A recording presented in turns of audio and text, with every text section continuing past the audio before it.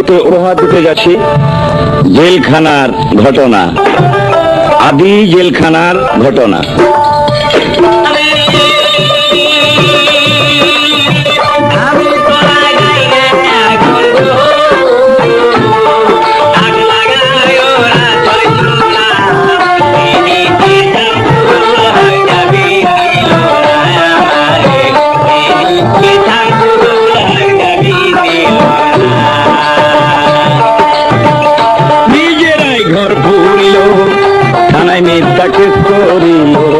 আমারে আসামি দিল আরে আজব কারখানা।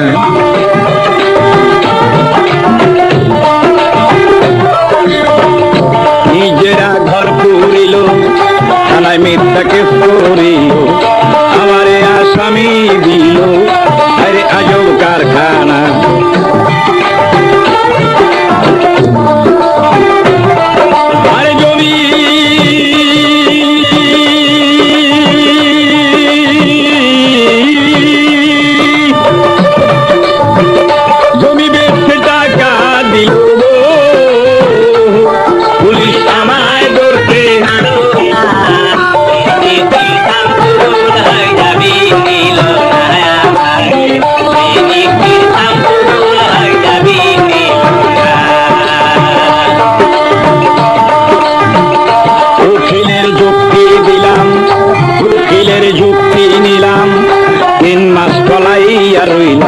ফৌজদারি হাজিরা দিলাম, রেহাই তো আর পাইলাম না।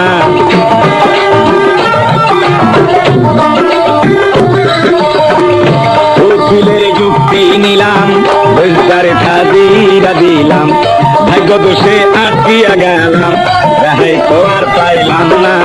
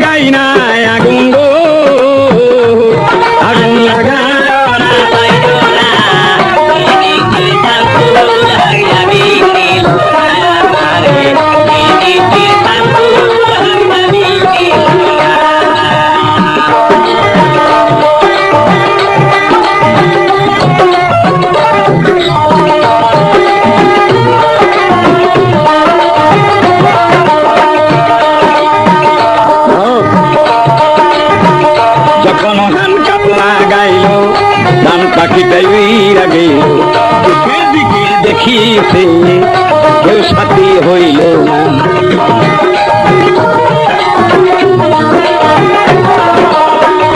কখনো ধান কাপলা গাইল, ধান পাখিটাই উড়িয়া গেল, শীতের দিকে দেখিছে কেউ সাথী হইল না।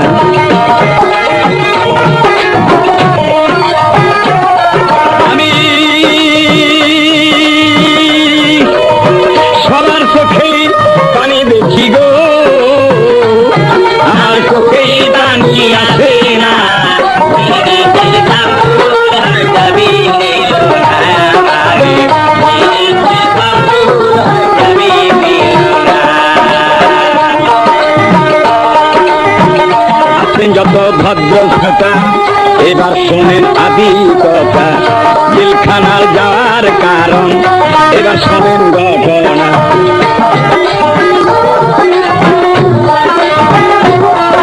আমি জেলখানাতে কেন গেলাম গো, শোনেন তাহার ঘটনা।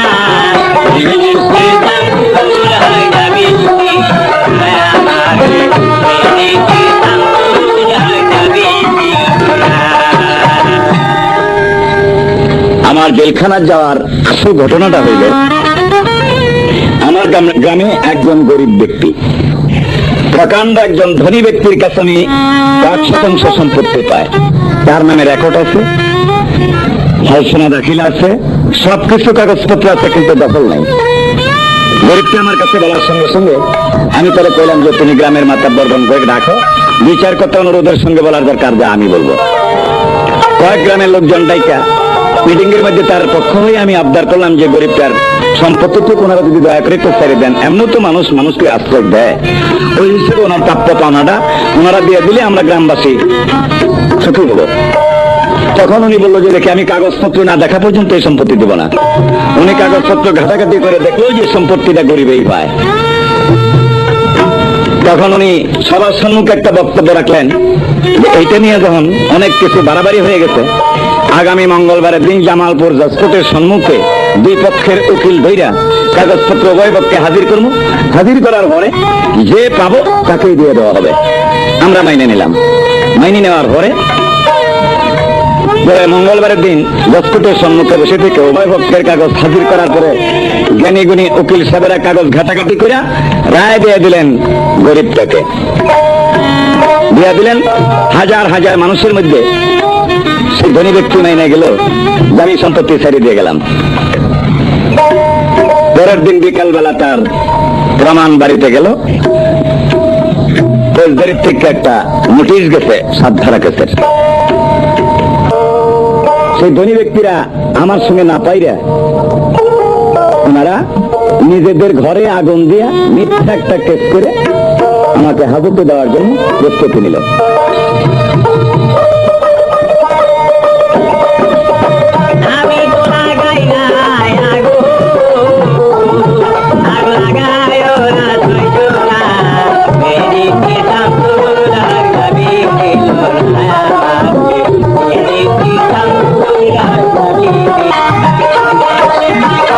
কাল আমার মন্দ হইল, দস্ততে হাজিরা নিল।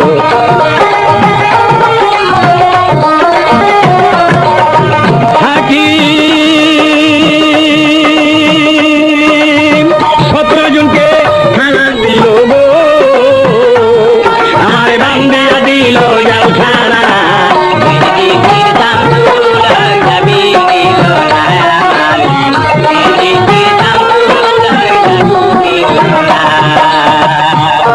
বাজিয়া গেল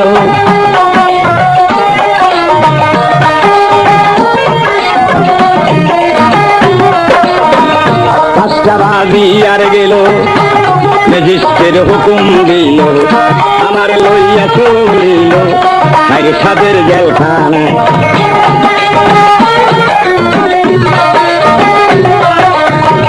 পাঁচটা বাজিয়া গেল, ম্যাজিস্ট্রেট হুকুম দিল, আমার লইয়া চলিল সাদের জেলখানা।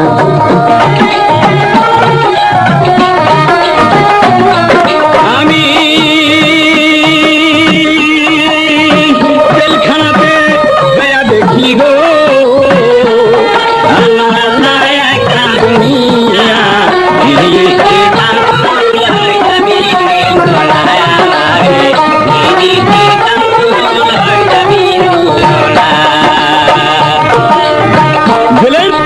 খুইলার দিল ভিতরে উঠাইয়া গনিল, জেলার গায়ে জিজ্ঞাস করল বাড়ি তোমার কোনখানা।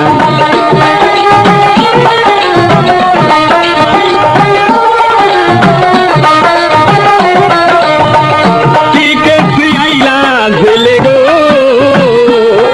তোমার বিষয় খুইলা বলা,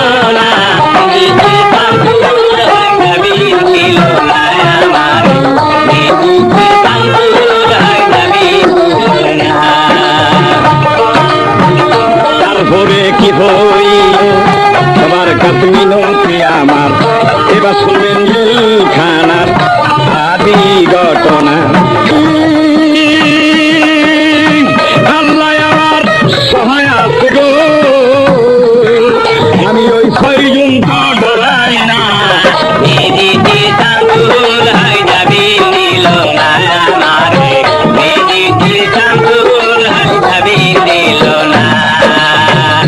আমার ঘিরি আরে নিল, আমার দিকে চাইয়া গরইল, টাকা পয়সা আনতো কত আমরা রে খুইলা দাও না।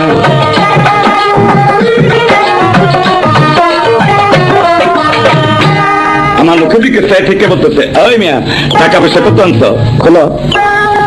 আমি কই করে ভাই, এটা জেলখানা, তোমরাও আসামি আমি আসামি, এখানে টাকা পয়সা দিয়ে কি হবে? না ব্যবসা ট্যাবসা চলে? চলে আর না চলে সন্ধ্যার পরে বুঝবা। মিয়া ব্যবসা চলে না কি চলে তুমি বুঝতে পারবা। কিন্তু ভাই আইসে যখন করছি, এখন বুঝাইলেও বুঝবো, সন্ধ্যায় বুঝাইলেও বুঝবো, এত আগুল বুঝাইলে লাভ কি? ওরাও মনে মনে কইতেছে যে আসামিটা আমাদের থেকে একেবারে ছোট না।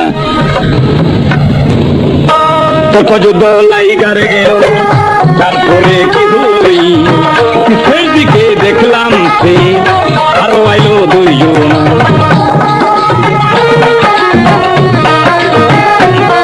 আরে ওই দুইজন, সে দুজনা আইসা বলে গো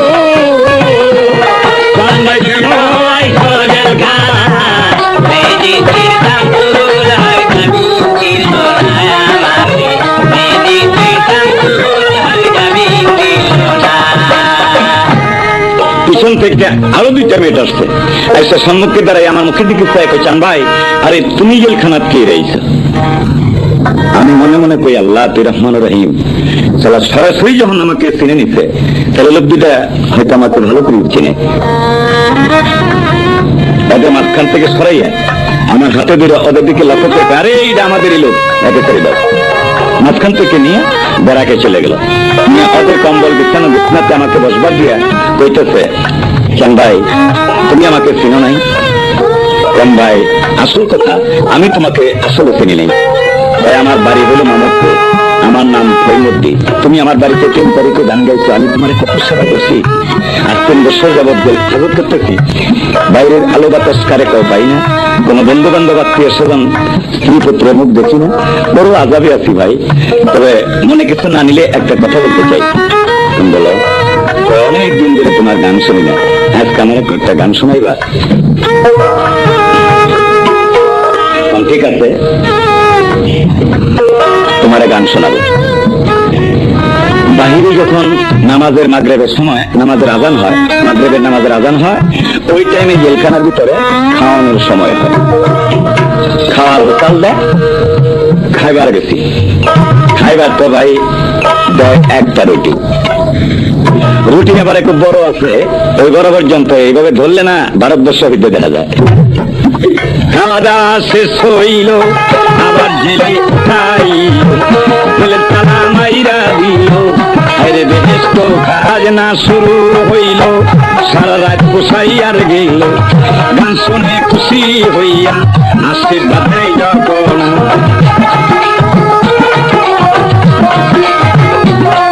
আর গান বাজনা শুরু হইল, সারা রাত পোষাইয়া গেল, গান শুনে খুশি হইয়া আশীর্বাদ দেয় যখন,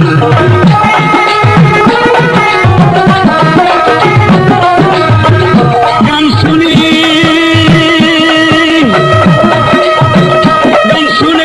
খুশি হইয়া গো আমার আশীর্বাদ দেয় যখন,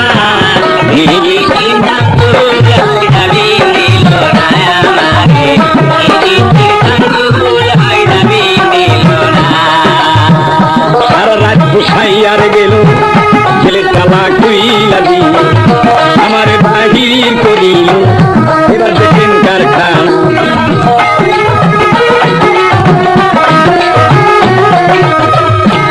রাত্রে যে গান গাইছি সমস্ত আসামিরা মুখের দিকে শিশু পোলাপনের মতো সমস্ত রাত্রে মুখের দিকে চাই থাকছে, চোখের পানি দিয়া বুক ভেসে যেতেছে, এদিক ওদিক নড়বার কোনো শক্তির কারণে। বাইরে যারা পুলিশ ডিউটি আছিল এইভাবে জানালার শিখ ধরি থেকে সমস্ত রাত্রি গান শুনছে। সকালবেলা জেলে তালা খুলে দিছে, বাইরে হওয়ার পরে ওনাদের সঙ্গে খুব ভালো আলোচনা হলো, গান শুনে আশীর্বাদ দিয়া প্রশংসা করে বিদায় নিল। জেলদারের সঙ্গে আলাপ করছে, ছাড় গত রাত্রিতে একটা আসামি নতুন আসামিটা জেলের মধ্যে নিজের নার্কোটিক কতগুলি গান গেয়েছে, গানগুলি বড় পেথেটিক এবং শোনার মতো। আমি যে রাত্রে গান গাইছি শস্যবাড়ি থানার পেগনার চরের মধ্যে একজন ইঞ্জিনিয়ার আর একজন হেডমাস্টার ওনারা দুইজন আলোচনা এবং কথাবার্তা গানের ভিতরে অনুমান করছে যে আমি একজন সাধক ব্যক্তি হম আর কি। ওই ধরনের একটা অনুমান করে জেলখানার বাইরে নিয়ে আমার সঙ্গে ওই ধরনের আলাপ আলোচনা, আধ্যাত্মিক আলাপ আলোচনা করতেছে। ওই আলাপে মশগুল হয়ে আমরা বসে আছি। এইদিকে এক মেয়ের যাই কইতেছে, চান ভাই আপনার দ্বারা সব ডাকে। আমি মনে মনে কইলাম যে কাল যে কাস্টডি করতে পারে নাই, এই কাস্টডি বোধ হয় করবো। যাই দেখি যে কম্বল বিছাই দিচ্ছেন, উনি বসে আছেন। যাইতে সালাম দিছি। উনি কয় বাবা গত রাত্রিতে এখানে গান গাইতে কেরা? আমি তো আপনার গানের প্রশংসা শুনলাম, তবে আমি অন্য কোনো গান বাজনা শুনি না। এই মারফতি তত্ত্বের গান বাজনা আমার খুব ভালো লাগে। আমি ছোটবেলা থেকে আমার এই গান শোনার অভ্যাস। গান শুনে খুশি হইয়া আশীর্বাদ দেয় যখন,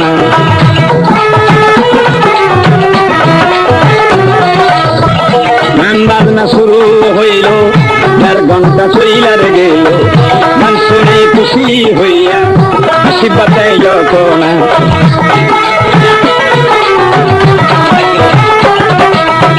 গান শুনে খুশি হইয়া গো ওরে বাসায়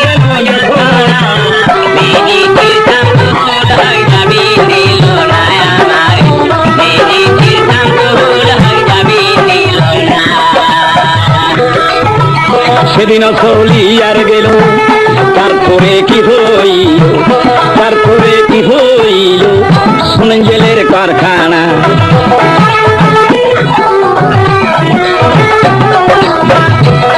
আমার জেল হবে না, জেল হবে না, ফাঁসি হবে গো। ওই বলো উকিল কইল না,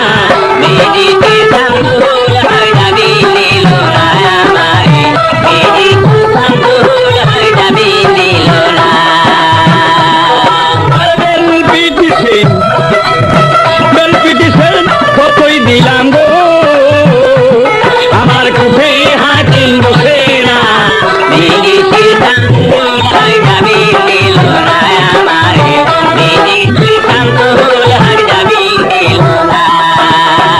সেদিন চলিয়ার গেল। তারপরে কি হইল, তারপরে সকাল বেলা কি হইল তার ঘটনা।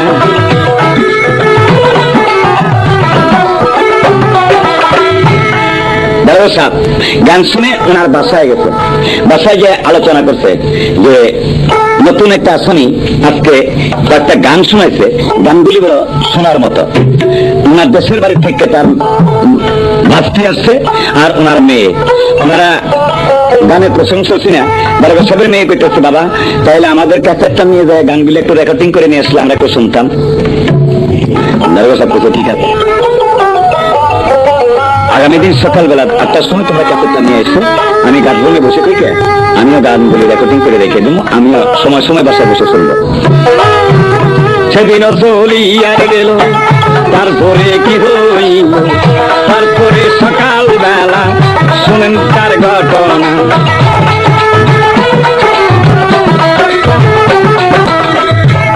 পরের দিন সকালবেলা নেট যাই করতেছে, চান ভাই আপনারা গেটে দাঁড়াবে সব ডাকে। আমি তো গেছি, যাই দেখি যে আজরাইল পিন্ডা বেড়া। সালাম দিয়ে দাঁড়াইলাম। দাঁড়াবে সব বলতেছে, বাবা কালকে যে তুমি গানগুলি শুনেছ, ওই গান কয়টা একটু রেকর্ডিং করে দেনা। শুরু হইল, 11 গান কেসেট করলো, আরেকটা আপত্তি করছি, তাও মিটাইলাম যখন।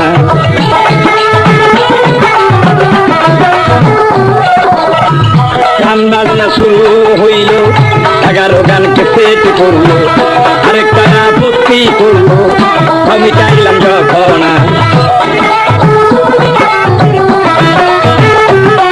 আরে গান শুনি, গান শুনে খুশি হইয়া গো আমার টাকা দিও বিছানা।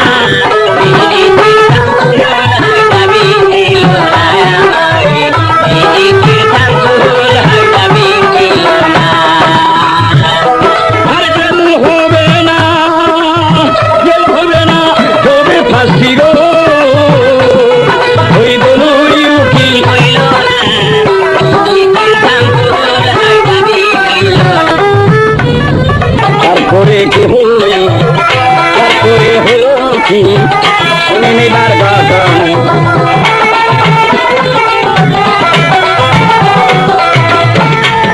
গান শুনে উনি উঠাইছে আমাকে 20টা টাকা দিচ্ছে। ভাই যখন টাকাটা হাতে দিচ্ছে আমার 2 চোখের পানি আর আমি রাখতে পারি না, কারণ বোন ওটা ঠিক না, এখানে টাকা দিয়া দুঃখ দেওয়ার কোনো কারণই নেই।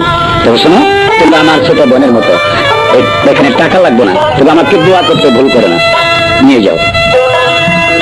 টাকাটা ফেরত দেওয়ার সঙ্গে সঙ্গে মেয়েটা উঠে আবারই আমার টাকাটা পকেটে দিয়ে পেছান, ভাই আমরা আপনাকে কষ্ট দিলাম, মনে কিছু নেবেন না, আপনি যদি বেল পান তাইলে আমাদের বাসা হয়ে সাক্ষাৎ করে যাবেন, আপনার দাওয়াত থাকলো। আমি এটা কবল করতে পারবো না, জেল থেকে বাইরে তোমাদের বাসায় যাইতে পারবো না, তবে আমি 24 ঘন্টায় টাউনেই থাকি, অন্য সময় যদি আল্লাহ জামিন করায় আর কি, পরে আমি তোমাদের সঙ্গে দেখা করতে পারবো। মেয়েটা উঠে যাওয়ার সময় তার বাপের কাছে করতেছে, বাবা ওনাকে আমরা একটু কষ্ট দিলাম, ওনারে জেলের মধ্যে থাকার খাওয়ার একটু সুবিধা করে দেবেন, ওনার যেন কোনো কষ্ট হয় না। দারোগা সপ্তাহ না, হ্যাঁ লক্ষ্য রাখুন লাগতো না, সব আসামের পক্ষ হয়ে গেছে। সেদিন চলি আর গেল, তারপরে কি হইল অসমে এই মিনতি, জেলখানায় কেউ যাই না।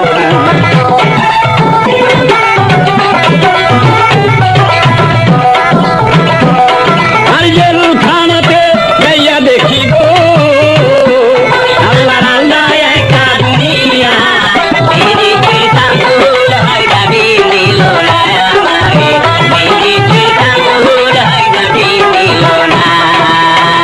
সেদিন চলি আর গেল, তারপরে কি হইল, তারপরে জেলের হইল কি ঘটনা।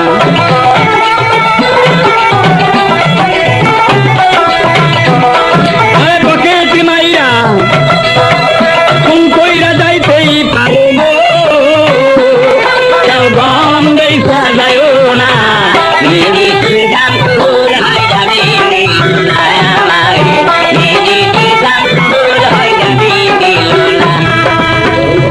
ভাই যত কেসের আসামি যান আপত্তি নাই, কিন্তু তোর দম চুরি করে যাবেন না।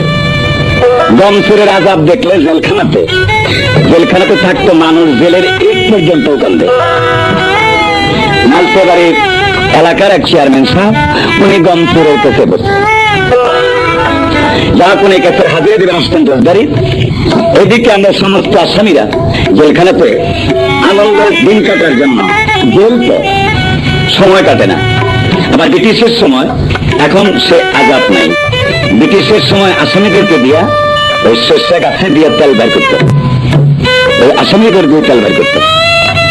এখন ওই প্রথাটা নাই, তবে গাছটা ঠিকই আছে, রাস্তার বাটটা ভরি আছে, ব্যারেলটা খুলে রাখছে। ওই বাটটার উপরে বসে থেকে আমি মাঝখানে বাটের উপরে, চারপাশে আসামিরা বসে থেকে আমার সঙ্গে আলোচনা করতেছি, হাসাহাসি করতেছি।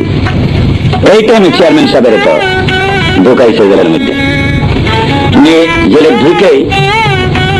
জেলে ঢোকার সঙ্গে সঙ্গে ওনার দিকে একবার লক্ষ্য করছি আমি, যে ওনার আত্মা ডানায় উড়ে গেছে গা। তখন থেকে উনি হাত করছে আমার দিকে, উনি আমার এখানে কারবার দেখে ওখান থেকে অনুমান করছে যে বোধহয় ছেলেটাই জেলখানার সর্দার হইব। আমার কাছে একটু সাহায্য পাওয়ার আশা বাচ্চা পোলাপানের মতো মুসিফুসি হইয়া এক সাইড দিয়ে আইসা আমার 2 হাত ধরে কয়, বাবা তুমি না আমার ছেলের মতন, আমার এই বিপদ থেকে একটু উদ্ধার করুন লাগবে। আমি অমুকের দিকে চাই, খুব মায়া হয়ে গেল যে মুরব্বী মানুষ। ঠিক আছে চাচা, ওই যে বিছনা দেখা যায়, ওই বিছনাতে আপনি বসেন, আমি যতটুকু পারি আপনাকে আমি সাহায্য করবো।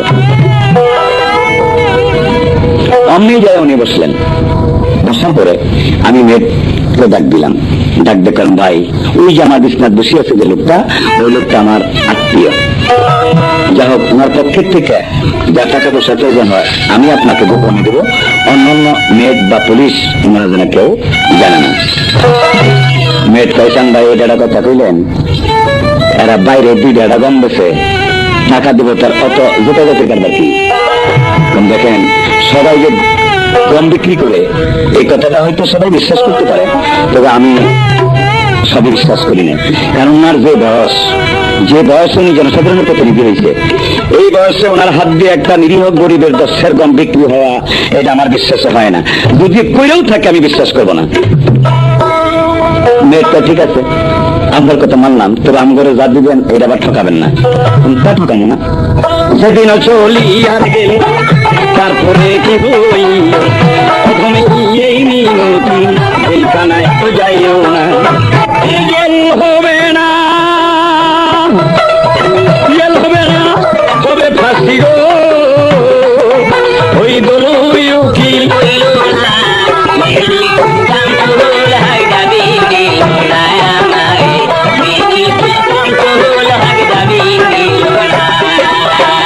প্রথম চন্দ্রের এই মিনতি, চোখ করো না পরের ক্ষতি, পরে রান্নায় কই রাখে জেলখানাতে যাইও না।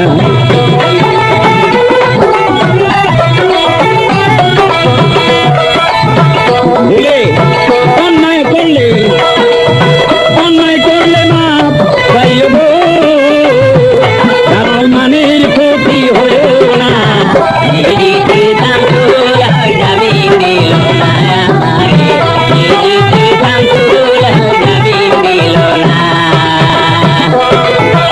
সেদিন চলিয়ার গেল, তারপরে কি হইল, তারপরে হলো কি, এবার শুনেন ঘটনা।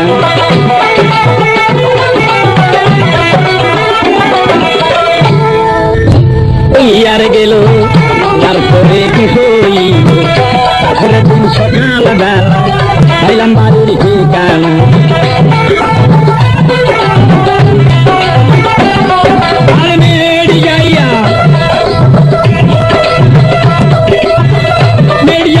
আমায় বলে গো, চান্দাই গেটে দেখা করে না।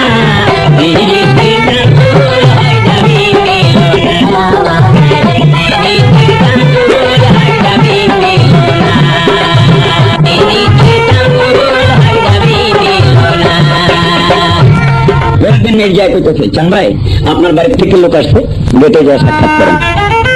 ভাই বাড়ির লোকের কথা শুনে মনটা এমন চঞ্চল হয়ে গেল যে প্রথমে তার মুখটা দেখি। কিন্তু বেঞ্জি গায়ে একটা তোয়াইলা গায়ে আস্তে আস্তে এসে দরজার দাঁড়াইছি।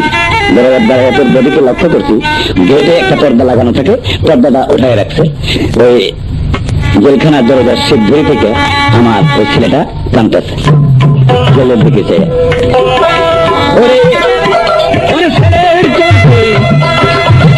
ছেলের চোখে পানি দেখা গো, আমার তুলি যাই তো নারী না।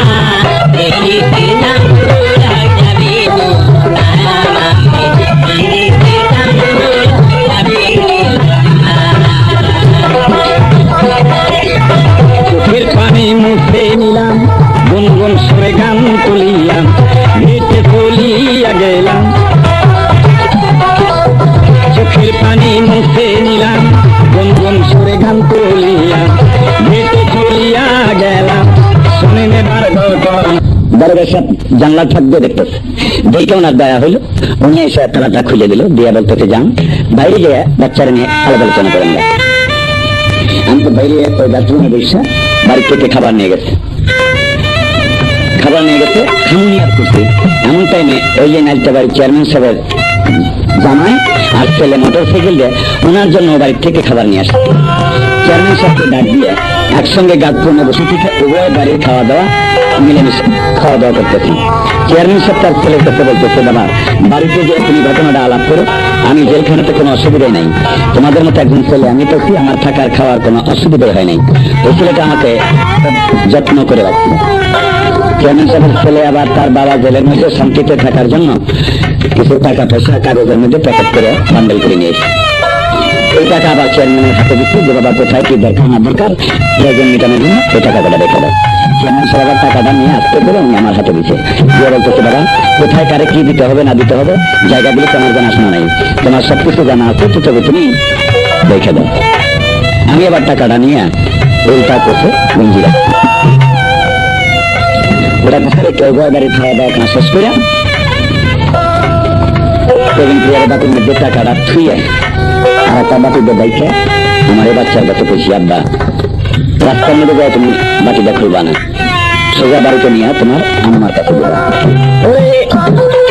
চালান ছাড়া চালান ছাড়া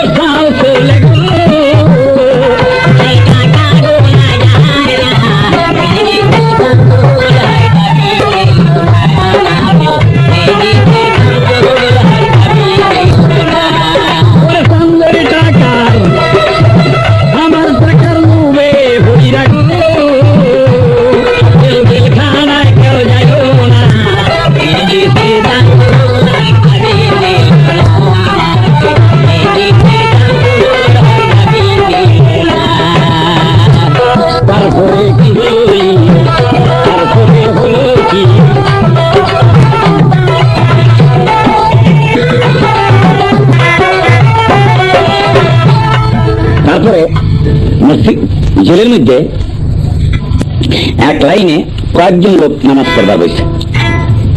একটা আসামি ওই নামাজি করে স্পিচ দিয়ে যাইতেই একজনের পিছন থেকে উল্টাইয়া দিছে। যে উল্টাইয়া দিছে আমি দেখছি, দেখে ওনাকে ডাক দিছি, শুনুন দেখছি আমার কাছে, জান ভাই কি কন যে তুমি কি মুসলমান না? এটা কিবা কথা জিজ্ঞেস করলেন, আমি মুসলমান না? আপনি তো জানেনি যে আমি মুসলমান, তোমার কাজে তো প্রমাণ হবে না যে তুমি মুসলমান। ওই ব্যক্তিকে তুমি বেইজ্জত করলে কেন? জবাব দাও, কি বেইজ্জত করছি? ওনাকে তুমি বেইজ্জত করলে নামাজের মধ্যে? তুমি একটা মুসলমান না তুমি কাফের? বলছেন ভাই এগুলো নামাজ, এরা বাইরে যত আকাম কুকাম করে সমাজের যত গঠন ঘটাইয়া দিব, আর সফিগিরি দেখাবো আমরা নামাজ। নামাজ পড়তে জেলখানাতে একটা নামাজিকে কেউ জেলে দিতে পারে? একটা বদমাইশ। দেখো মহা অন্যায় করতে পারে, বাইরে অন্যায় করছে বলেই তো এই জেলে আইছে, ও তো আল্লাহর কাছে মাফও পাইতে পারে। তুমি কেন এত বড় বেইজ্জত করলাম মুসলমানের একটা ইবাদত? জবাব না দেওয়া পর্যন্ত তুমি এখান থেকে যেতে পারবে না। ভাই যদি এই পর্যন্ত কইছি, সমস্ত আসামির ক্ষেত্রে বসে গিয়ে ভাই এই শালাগুলো জ্বালায় আমরা আল্লাহর ইবাদত করতে পারি না, তারা কিছুই বিশ্বাস করে না। ভাগ্য হইল সে বদমাইশ আমার হাতে ধরে মাপ নিতে, আমার হাতে ধরে পেছান ভাই আমি ভুল করছি, জীবনে এত বড় অন্যায় আর করবো না। অন্যায় যার করছো তার কাছে তুমি ক্ষমা চাও, আমার কাছে কোনো ক্ষমা নাই। তুমি যদি তোমাকে ক্ষমা দেয় আমার আপত্তি নেই। যেহেতু যাকে উল্টাই দিছিল তার দুই হাত ধরে বললো কান্দেন, আমি বলতেছি এটা আল্লাহর রাস্তা, আমাকে ক্ষমা দেন। দেখো বাবা আমি তোমার উপরে কোনো দাবি রাখিনি, তবে যে অন্যায় তুমি করছো আল্লাহর কাছে তুমি মাপ চাও, আল্লাহ যদি তোমার মাপ দেয় তাহলে তুমি মাপ পাইবা। আমার থেকে আমি মাপ দিয়েছি, তবে তুমি আমি অন্তর থেকে তোমার মাপ দিব, কিন্তু তোমার প্রতিদিন আমি যতদিন জেলখানা থাকবো তুমি আমার সঙ্গে প্রতি ওয়াক্ত নামাজ পড়বা। বাধ্য হলো সে স্বীকার করতে, ঠিক আছে আমি আপনার সঙ্গে নামাজ পড়বো। সেদিন চলি আর গেল, তারপরে কি হলো কি শনিবার ঘটনা।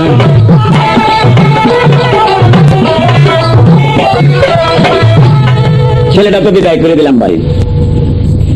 ওই ঘটনার পরে আমি তো বিছানা শুয়ে থেকে একটা সিগারেট লাগাইয়া ঠান্ডা লাগে টানতেছি আর চিন্তা কাটাচ্ছি, যদি রাস্তার মধ্যে যায় খেলা ঠেলা ধরে মার্বল খেলার যে ওস্তাদ, তাহলে তো টাকা দিয়ে খেল ধরবো, মানুষে দেখলে নাই নিয়ে দেবো। খেলা টাকা কত দিলাম বুঝিও দেখাইলাম না। ওই চিন্তা ভাবনা করতেছি। মেঘনা প্রাইমারি স্কুলের একজন হেডমাস্টার, উনি 3 বছর 3.5 বছর যাবৎ হাজত থাকতেছেন, পড়ার কোনো লোক নাই, প্রতি আসামি, ইজ্জতটা ঢাইকা রাখবার মতো একটা কাপড় তাপড়নে নাই। কিন্তু খুব আদবের সঙ্গে আমার চাইতে বেড়াই থেকে হাতের পজিশন অনুমান বুঝলাম তুমি একটা সিগারেট আমার কাছে চাই। ওনার ভাত বুঝিয়ে আমি বললাম চাচা নিয়ে বসেন। যখন কইছি চাচা বসেন, আমার 2 চোখের পানি ছেড়ে দিল, বিছনার উপর টপ টপ করে সর পানি পড়া শুরু হইল।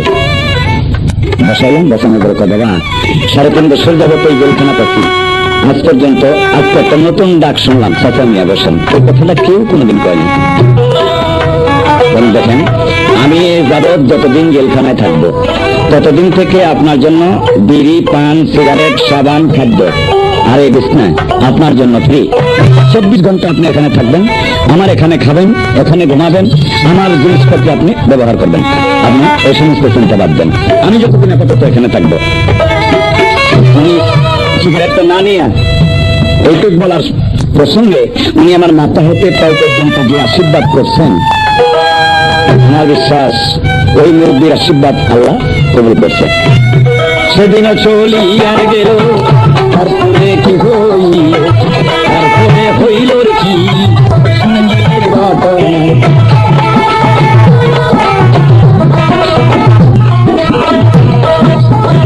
আল্লাহ আমার সহায় হইল, জামিন হইল, জামিন আমার দিতে আনলো।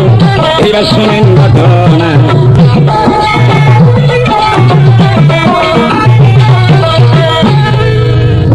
আল্লাহ রহমান রহিম, জাজকোর্টে আমার বেল হয়েছে।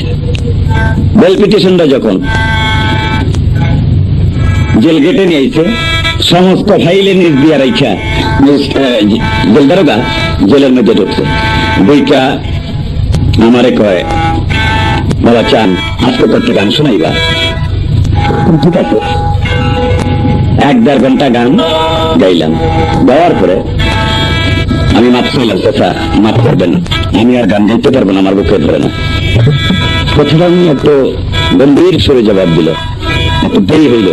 তো ঠিক আছে, আমরা তোমাকে আর বিরক্ত করবো না, তোমার আর গান গাওয়ান লাগবে না। বিরক্ত হইলেন না, তোমার দেরি হয়ে গেছে।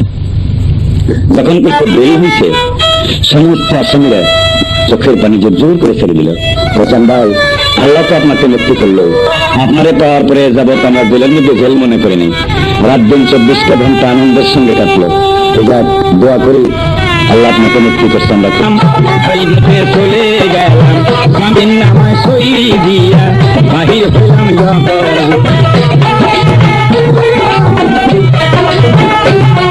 আর জামিন নামায় সই দিয়া গো, আমি বাহির হইয়া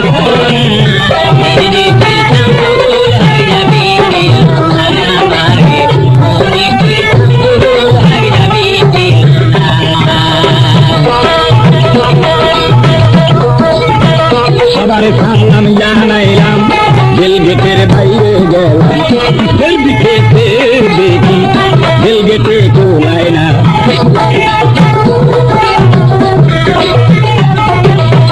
সবার চোখে পানি দেখা গো, আমার সম্মুখে তো চলে না।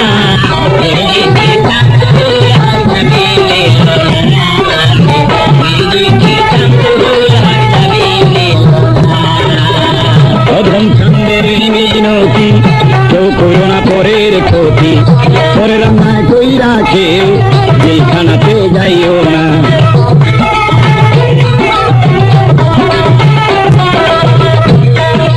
জেলখানাতে যাইয়া দেখিও আল্লাহ আল্লাহ একটা